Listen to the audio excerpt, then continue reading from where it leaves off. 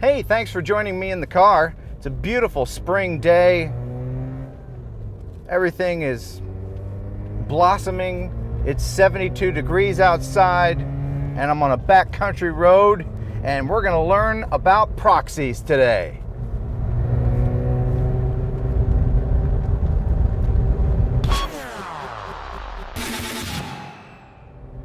Just a perfect day here on a back road in rural Tennessee, heading through farm country. And the reason why I have so many cameras set up is because I want to show you two things. I want to show you about proxies, and I want to show you about multi-camera editing. This will be in Adobe Premiere. I'm sure if you're using a different editor that it has the same features.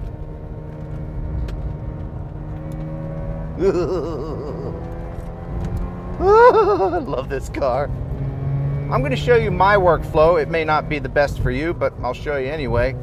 First thing you want to do with all your 4K files is get them into the project.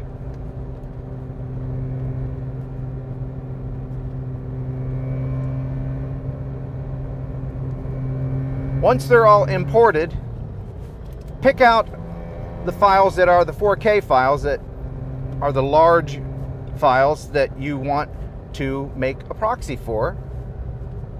Select those and then right click, make proxy, turn fast. Oh,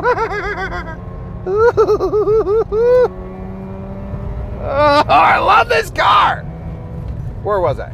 Oh yes, right click, make proxy, and then you'll have a couple selections here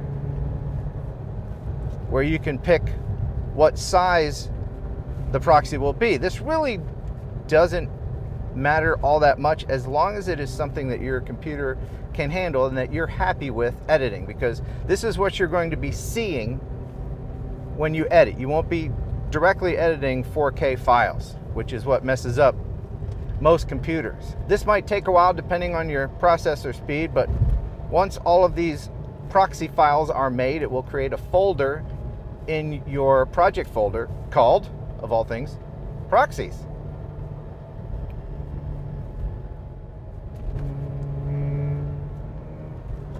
And then what you want to do is make sure that this little globe thing is clicked and blue. Again, it could be different on other programs, but this is the way it is in Premiere. So when you're viewing your project with that blue globe clicked, that means that you are viewing the proxy. If you need to check something, like make sure that you have the right crop or view or other setting, or you just want to see what it looks like in 4K, unclick that little blue globe.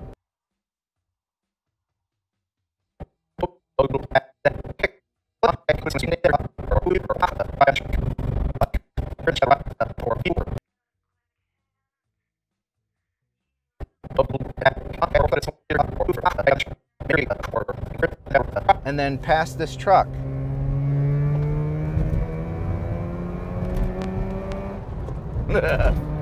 You can skip that last step. I think just this one step, making a proxy, using proxies to edit, will help so many of you. It's frustrating when you try to directly edit 4K videos on any computer, and I have a pretty beefy computer, but I still find it a lot easier to edit the proxy rather than the actual 4K video. Now, where proxies really come in handy is the second thing I want to show you, and that is multi-camera editing.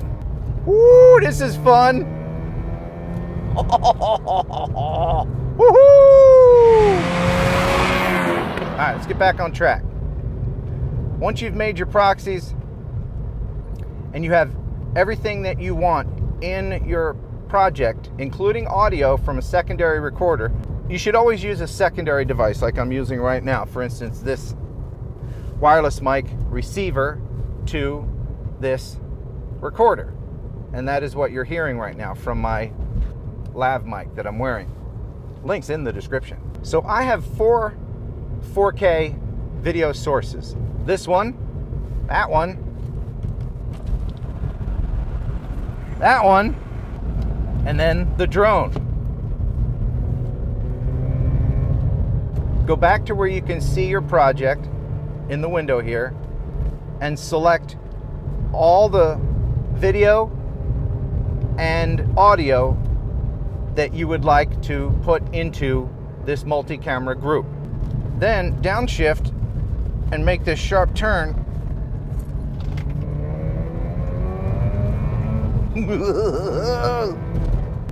And then right click on those highlighted video and audio clips and select create multi-camera session. I think it is. I'm in the car, I can't remember, but yeah, that's what it's called right there. And then what that will do is bring up this window here and give you some options. If you've selected a video without audio, for instance, a drone video, then it won't give you the option to line up all of the shots using the audio, because the drone doesn't have an audio track, which is what this feature will use. So you're going to have to line that up manually. That allows me to line up the audio from the clap with the video of the clap later on. So just unselect any video, such as the drone video, that doesn't have an associated audio track. Turn around on this road, go back up that really cool back road you were driving, and then you should see your audio option lit up. Click on the audio and then let her rip. And Adobe Premiere or other programs will use the audio track from the videos that you've taken and line them all up in your project window. Right click on the window that this process added in your project and then select Open in Timeline. And you will see that it has lined up all of your clips with your audio. Now, this feature will line up the camera audio with your main secondary audio track, which should be just on the whole time you're filming. Could be half hour, hour. That's just how I do it. I use it as a timeline. That way you can see in what order your shots are made, and it makes it easier to edit. Next thing I do is I open this up in a big window so that I can see everything, and then I will unlink the crappy camera audio from its video component and then delete all of the lousy camera audio so that you can just have your videos lined up with your main secondary audio track. Do you understand? Am I explaining that well? I'm a horrible teacher, but I just wanted to show you these things because it makes for a lot easier editing. Now, once you've got all of your cameras and everything lined up in your project, then you can go in and you can cut it up as you want. Oh, there's another thing you need to know. The view. There is a composite view which will show just one camera, the one that you have selected, and then there's a multi-camera view. You need to enable the multi-camera view